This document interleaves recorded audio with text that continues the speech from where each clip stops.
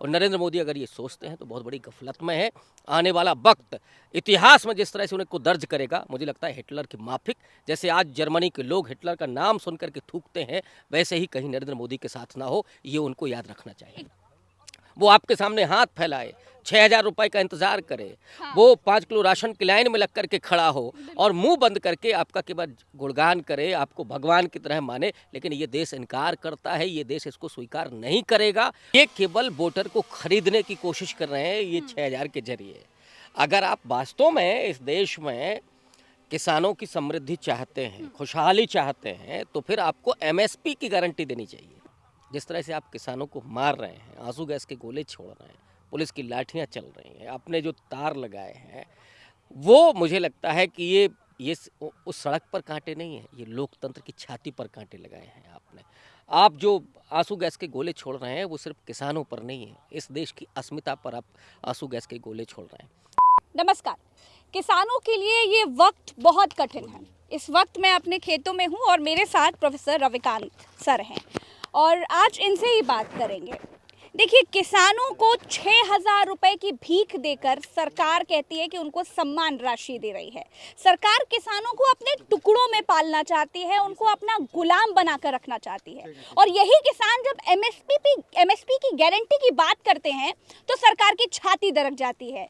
सरकार एमएसपी की गारंटी की जब बात आती है तो किसानों को गोलियों से, आंसू बम के गोलों से डराने की कोशिश करती है। तो आखिर सरकार की मंशा क्या है, इस पर विस्तार से बात करने के लिए हमारे साथ रविकांत सर है। सर, आपका बहुत बहुत स्वागत है कि आज आप हमारे खेतों में आए। बहुत बहुत शुक्रिया। बहुत शुक्रिया आपका भी। आखिर सरकार क्या चाहती है? एमएसपी की गारंटी की जब बात आती है तो सरकार की छाती इतनी क्यों दरकती है? क्या सरकार सिर्फ किसानों को 6,000 रुपए देकर उनको गुलाम बनाना चाहती है? सरकार ये चाहती है कि आप अभी अपने खेत में खड़ी हैं, ये खेत आपका न रहे, ये किसी अंबानी और अडानी का हो। और जो 6,000 रुपए की सम्मान राशि, सो कॉल्ड सम्मान राशि है, वो इस पर ही पालना चाहती है। बिल्कुल आपने दुरुस्त कहा। तो किसान खेत मजदूर बन जाए और उसके बाद वो बेदखल हो जाए अपनी ज़मीनों से, जहां उसने अपनी छाती फाड़ करके धरती को चीरा, खून पसीना अपना लगाया, वो फसल उगाता है और लोगों को वो खाने के लिए वो दाने पैदा करता है, लेकिन उसे ही महरूम कर दिया जाए, बस यही खड़े उसे ही बेदखल कर दिया जाए। ये पूरी साजिश का हिस्सा है। और जो मोदी जी आजकल गारंटी की बात कर रहे हैं, वो खत्म होगा तब तक वो गारंटी क्या है, एमएसपी की नहीं हो सकती। और इन्होंने वादा किया था, जब किसान आंदोलन हुआ था उसमें सरकार ने ये फैसला किया था कि हम एमएसपी लागू करेंगे। अभी आपने एमएस स्वामीनाथन को भारत रत्न दिया, चौधरी चरण सिंह को भारत रत्न दिया। ये दोनों ही लोग किसान और किसानी से जुड़े हुए लोग हैं। चरण सिंह किसानों के बड़े नेता हैं। एमएस स्वामीनाथन, जिन्होंने भारत में हरित क्रांति लाने में बहुत बड़ी भूमिका अदा की। इस देश का विपक्ष ही नहीं, मीडिया ही नहीं, वो किसान भी जानना चाहता है कि आप हमारे खेतों पर नज़र गड़ाए हैं और अपने दोस्तों की झोलियां भरना चाहते ये हैं। पहली बार देखा गया है सर कि हमारे देश के किसान हैं, उन्हीं किसानों के बल पर मोदी सरकार ये कहती है कि हमने किसानों की आय दोगुनी कर दी है, हमारी जो इकोनॉमी होगी वो 5 ट्रिलियन इकोनॉमी होगी, एक समय पर हम टॉप 3 इकोनॉमी वाले देशों में से एक होंगे। कैसे होंगे सर, जो सरकार अपने देश के किसानों की एमएसपी की गारंटी नहीं दे पा रही है, वो 5 ट्रिलियन इकोनॉमी की गारंटी दे रहे हैं? इसमें मोदी जी का क्या योगदान है? जब वो ये कह रहे हैं कि हम तीसरी इकोनॉमी बनने जा रहे हैं या 5 ट्रिलियन हमारी इकोनॉमी होगी, तो उसमें मोदी जी का क्या योगदान है? इन देश के किसानों का योगदान है, उन मजदूरों का जो दिन रात काम करके और प्रोडक्शन करते हैं। केवल पूंजीपतियों का नहीं है कि पूंजीपतियों के पास धन संपदा है तो उन्होंने कंपनी खड़ी कर दी और उसके बाद मजदूरों का वो शोषण कर रहे हैं। तो जिनका योगदान है उनको भी तो सुनना चाहिए, लेकिन मोदी जी नहीं सुनना चाहते हैं। मोदी जी तो तानाशाही तरीके से इस देश को चलाना चाहते हैं, लेकिन मुझे लगता है वो किसान इनकार कर रहा है, और इनकार कर रहा है तो फिर वो सड़क पर है और वो लाठी गोली खाने के लिए तैयार है। और ऐसे में मोदी जी को लेने के देने पड़ जाएंगे। चुनाव का बिल्कुल समय है। हाँ। और उसके बाद फिर उन्हें पछताना पड़ेगा। वो इस बात को अगर समझ रहे हैं तब तो ठीक है, नहीं समझ रहे तो फिर बहुत लंबा नुकसान बीजेपी को होगा, नरेंद्र मोदी को होगा, आरएसएस को होगा कि कोई किसानों से जिसने पंगा लिया। और हम जहाँ खड़े हैं, ये काकोरी है, ये अवध का क्षेत्र है जहाँ अवध का पूरा किसान आंदोलन हुआ। इसी रायबरेली के पास में जहाँ पर किसानों को गोली मारी गई थी अंग्रेज़ों के द्वारा, 9 किसानों की पीठ पर गोली मारी थी अंग्रेज़ हुकूमत ने, रास्ता बंद करके, वही ये कर रहे हैं। रास्ते बंद किए जा रहे हैं और आंसू गैस के गोले छोड़े जा रहे हैं। तो क्या आप किसानों को मार करके इस देश में किस तरह की क्रांति लाना चाहते हैं? लेकिन ये भूलें नहीं कि ये अवध है, अवध का किसान आंदोलन, गांधी जी का पूरा आंदोलन, वो भारत है ना, उसने इस देश को बनाया है। और जब किसान खड़ा होगा तो फिर मुंह तोड़ जवाब देगा, फिर वो झुकने वाला नहीं है। जो सरकार बड़े बड़े उद्योगपतियों का कर्जा चुटकियों में माफ कर देती है, अपने किसानों को एमएसपी की गारंटी क्यों नहीं दे पा रही है? मैं एक कारण समझना चाह रही हूँ, इससे क्या हो जाएगा? इसका बुनियादी कारण ये है कि किसान को अगर एमएसपी मिल गया, हाँ। तो वो अपनी फसल को उस दाम पर बेचेगा और वो भी अपना घर बनाएगा। कह रहे हैं कि महंगाई हो जाएगी। तमाम गोदी मीडिया से सरकार ये झूठा तर्क दिलवा रही है कि इससे महंगाई हो जाएगी। अरे अडानी साहब दुनिया के दूसरे तीसरे नंबर के अमीर हो गए, अरबपति हो गए, लेकिन इस देश का किसान खुशहाल ना हो पाए। आप ये चाहते हैं, किसान को आप बदहाल ही रखना चाहते हैं। कहाँ से महंगाई हो जाए? अभी कौन सी महंगाई कम है? एमएसपी अभी नहीं दे रहे हैं और महंगाई 4 दशक में सबसे ज़्यादा इस समय है। कभी प्याज का दाम बढ़ता है, कभी टमाटर का दाम बढ़ता है। आप उसको तो नहीं रोक पा रहे हैं, लेकिन आपको रोना ये है कि नहीं साहब, इससे तो एमएसपी देने से ये नुकसान हो जाएगा देश का। एमएसपी मिलने से किसान खुशहाल होगा, सरकारों की तरफ नहीं देखेगा। वो ये चाहते हैं कि वो सरकारों की तरफ देखते रहें। सरकार की तो फिर ये दोहरी नीति हो गई ना। एक तरफ तो कहते हैं कि हम चाहते हैं कि हमने कर दिया है, खैर अब चाहते हैं वाली तो बात ही नहीं रही। अब कहते हैं कि हमने आय दोगुनी कर दी है, 6,000 रुपए की सम्मान राशि हम देते हैं। तो क्या सरकार अगर 6,000 रुपए की सम्मान राशि देती है, उससे भला होगा किसानों का? कि अगर एमएसपी की गारंटी दे देगी, उससे भला होगा? सरकार चाहती क्या है? सरकार की नीयत क्या है सर? देखिए प्रज्ञा जी, जो 6,000 रुपये वो दे रहे हैं, वो दरअसल ये कैश फॉर वोट है। अच्छा, ये केवल वोटर को खरीदने की कोशिश कर रहे हैं ये 6,000 के जरिए। अगर आप वास्तव में इस देश में किसानों की समृद्धि चाहते हैं, खुशहाली चाहते हैं, तो फिर आपको एमएसपी की गारंटी देनी चाहिए। बिल्कुल। एमएसपी मिलेगी तो हर किसान को अपनी फसल के लिए मारे मारे नहीं फिरना पड़ेगा। वो जाएगा मंडी में, किसान फसल बेचेगा, अपना पैसा ले आएगा, अपने बच्चों को पढ़ाएगा।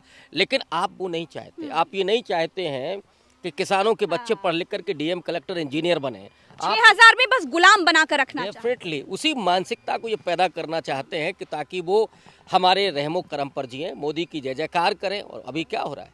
यही है कि मोदी जी, सब कुछ मोदी जी ने किया। वो वैक्सीनेशन हुआ तो भी मोदी जी ने किया। उसके पहले वैक्सीनेशन नहीं हुआ क्या इस देश में? उसके पहले सरकारें नहीं होती थी, तब तो कोई प्रधानमंत्री को थैंक यू नहीं बोलता था।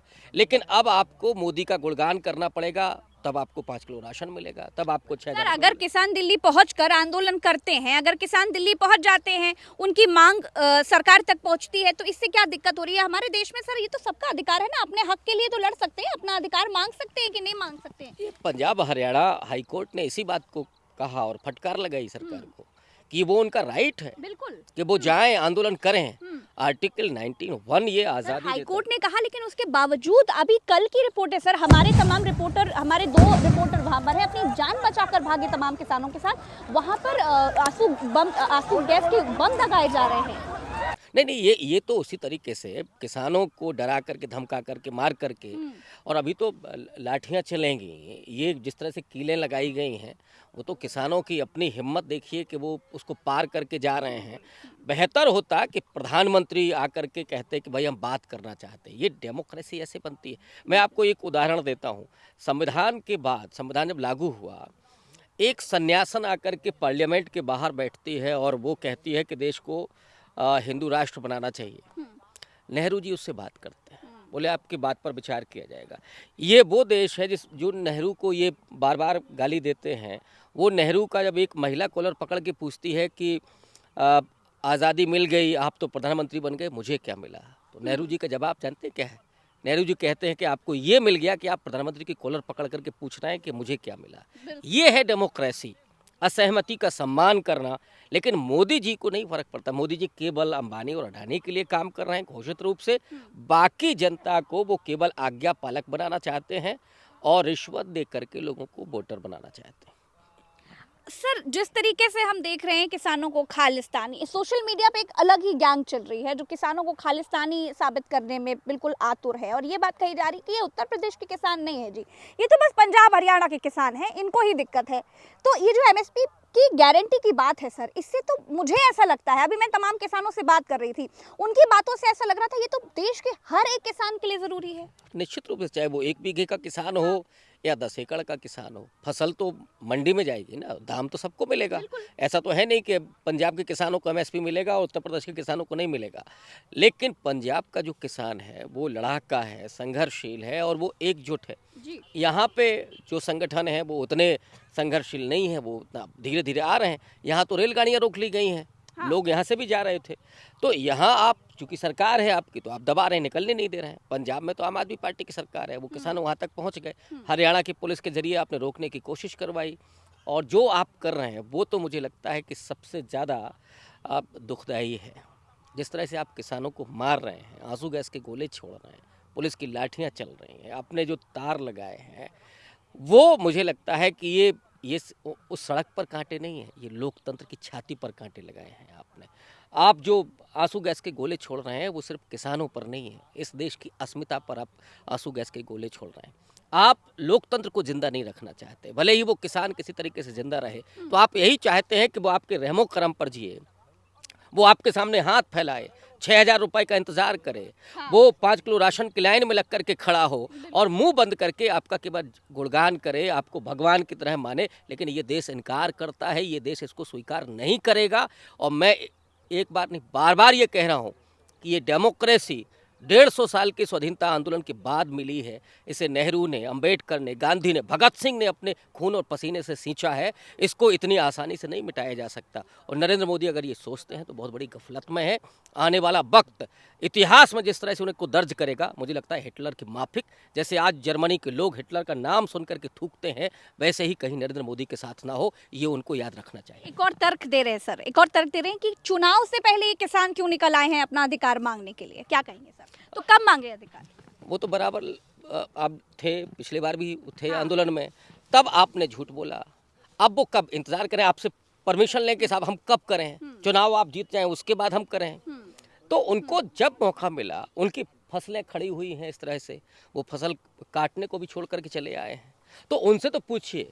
मुश्किल में तो वो हैं कि वो बेवक्त आए हैं क्योंकि आप नहीं सुनना चाहते हैं, इसलिए वो अब आपकी छाती पर दस्तक देने के लिए आए हैं कि ये चुनाव का ही वक्त सही, क्योंकि सिर्फ आप चुनाव से डरते हैं। बिल्कुल। आपने उस वक्त जो विड्रॉ किया था वो यूपी के चुनाव को देख करके किया था, लेकिन झूठ बोल करके, छल करके आपने किसानों को लौटा दिया था। इस बार वो किसान लौट करके ऐसे नहीं जाने वाला है, जुमलों से नहीं, वो गारंटी पर ही जाएगा, और इसीलिए वो आज खड़ा हुआ है।